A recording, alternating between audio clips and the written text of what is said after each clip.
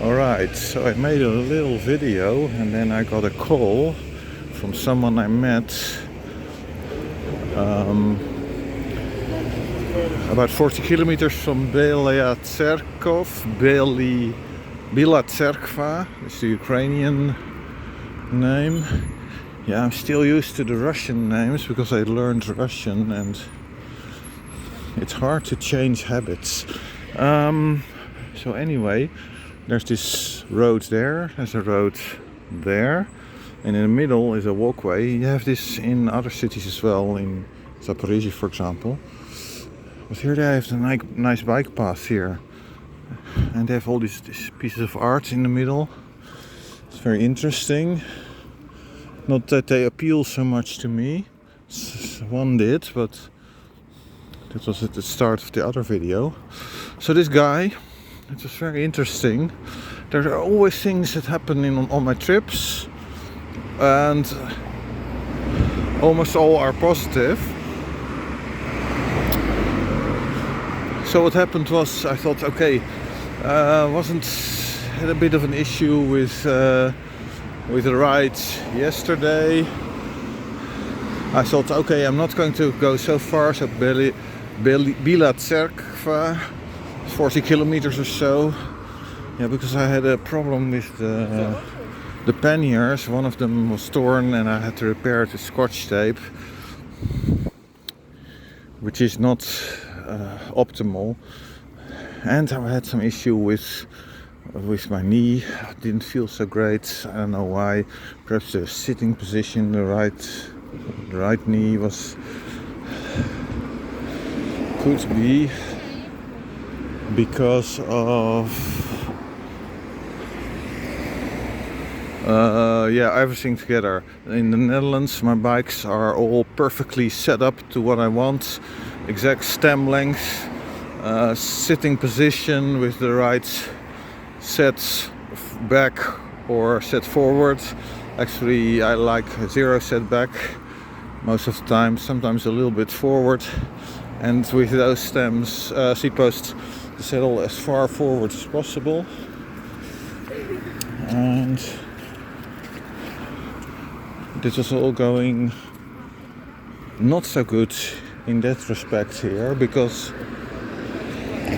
I couldn't find any stems and seat posts here that were suitable. So short stem, I want 70 millimeters or so with 35-degree angle. There's a book on a wheel. I don't know what it's supposed to indicate.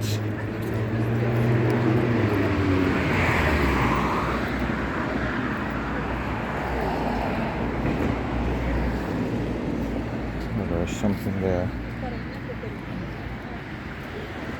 I'll read that later.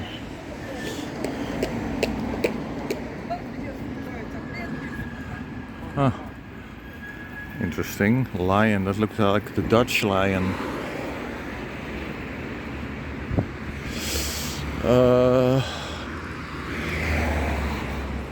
So I couldn't find anything in stems or seat posts.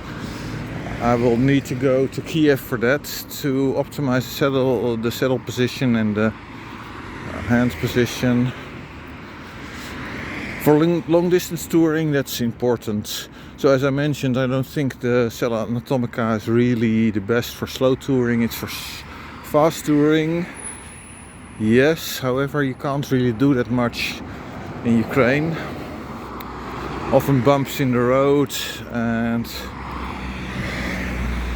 gravel roads, whatever. I showed a little bit.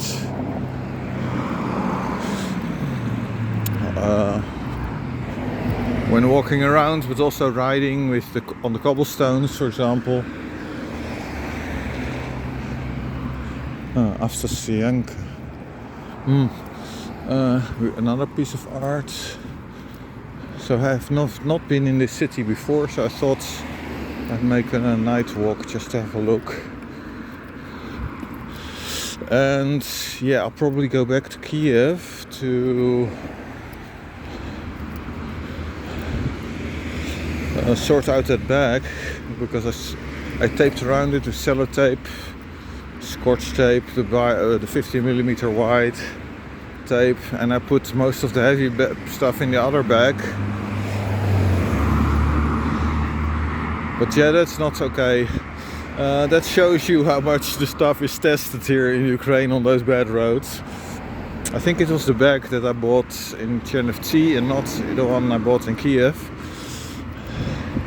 But by now I've ridden about 850 kilometers in Ukraine. So quite a lot, and with all these bumps, that bag cannot deal with it. The Sahu bag, I don't recommend it. So it's split at the seam. Overijs, it looks like that's a Dutch bus. Overijssel. Yeah, I saw a Dutch bus in Kremenchuk. It says Regio Den Haag, Rotterdam, I think it was. So region The Hague, Rotterdam somewhere. It was from Dutch bus company Connection.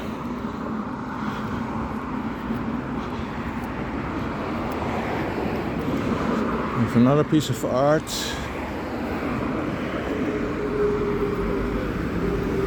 So yeah, the buses are recycled. I made some videos about other stuff that you see here, such as I need to upload those, about vans from German companies mostly, that you see, and they don't take off the lettering, etc. So you think, well, why is there some German van riding around? Well, these were sold, of course, second hand and used up here in Ukraine. Same with the buses, I suppose. Aha, cyclists. And yeah, so I had problems, but there are also interesting things always happening on the trips. So last night I was going to Buki. In the end I decided to go to a hotel a bit, some 5 kilometers earlier. It was about 94 kilometers that I'd ridden that day, perhaps half on quite bad roads. So yeah, I thought, I'm tired, I've had enough.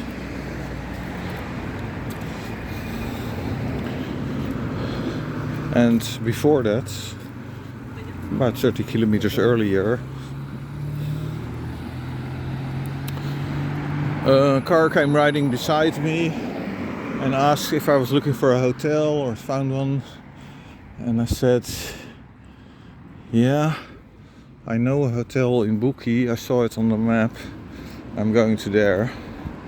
So that's should be taken care of.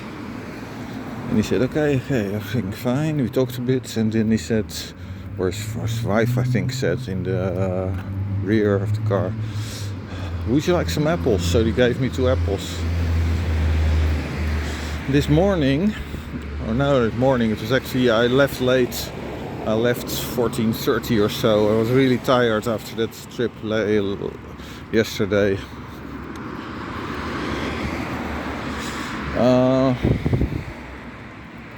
I saw a little shop. I thought, okay, it offered hot dogs. I said, okay, let's do that. Sometimes it's nice, some simple warm food. And I had some tea as well. I thought, wow, this is nice tea. It's like a fruit juice, cranberry with sugar included. I normally don't drink sugar, and I don't really like fruit infusion tea, but this was just fantastic. There was actual fruit in it. So I wanted to make a picture of the package. She said, well, you can have one. He also gave me some food, and he did not want me to pay for the food. We the hot dog and the tea. So we had talked about various topics before that. it was interesting to him that cyclist from the Netherlands, and he insisted I didn't pay him, whereas I said, yeah, you need to live, I will pay you. But he said no.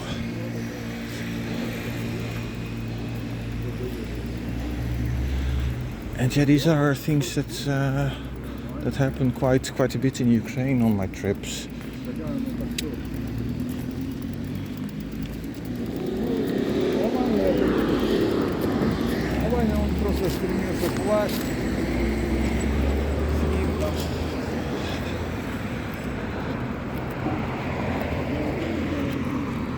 So I mentioned the other things that happens. The people, for example, in the Terrassa Hotel, also a motel kind of. It's on the highway, not that great location for sound, but this one was okay. And yeah, they just offered me some food and talked a bit, etc. I don't think that's ever going to happen in the Netherlands or Germany.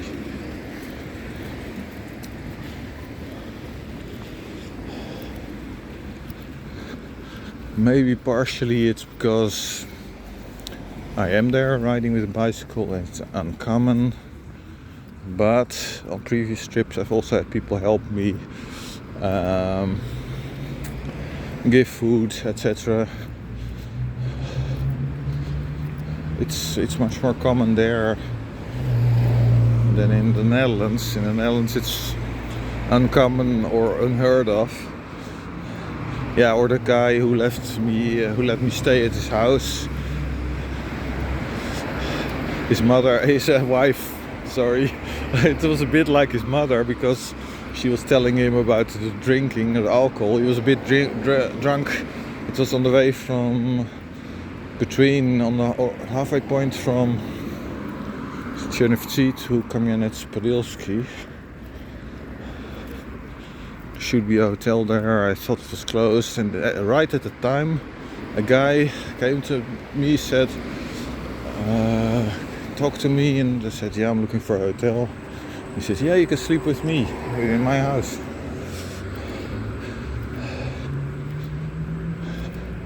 He was a bit drunk, so I thought, yeah, okay, well, what's that going to be? I'll see what happens. But everything turned out perfectly. Very nice guy, wife also. We had interesting conversations.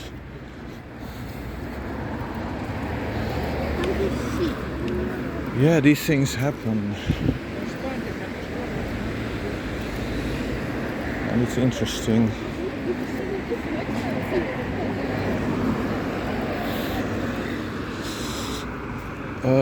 So yeah, tomorrow probably, perhaps I'll stay here another day to have a closer look at the city. Of course, it's now evening. I'm walking a bit, a few kilometers to see a little bit. And tomorrow with the bicycle, there's a huge park at the start I saw. And the lady at the hotel also said that, yeah, you should go visit that. I showed her some of the pictures that I made of bus stops with inlaid tiles painted. Oh, they're fantastic. They're badly maintained, which is a pity, because they're really nice art. In the Netherlands it's all new and boring.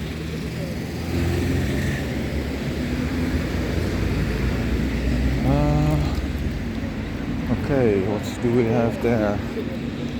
So I think I'll almost end this video here. Go to this piece of art. Where is it? Yeah, blue something. Bila Tserkva. Yeah. It's a Bila Tserkva sign.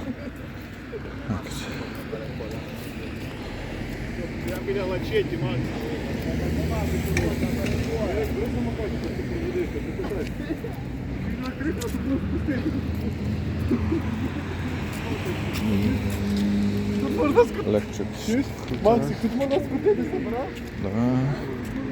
Bila Tserkva, but in Latin alphabet. Alright. Oh, that's a thumbs up. Okay, that's funny. That's cool. Yeah, bike pass. Yeah, that's not bad.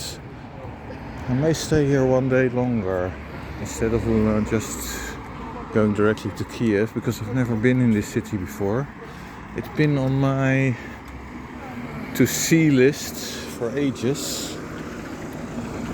Same as Andrushivka, by the way, since 2017 on my list. And it has some very nice nature parks, places where you can relax. Yeah, it'll be interesting to watch a bit more tomorrow morning here on the bike. Oh, there's an ATB market. Okay, that's it for now. Bye.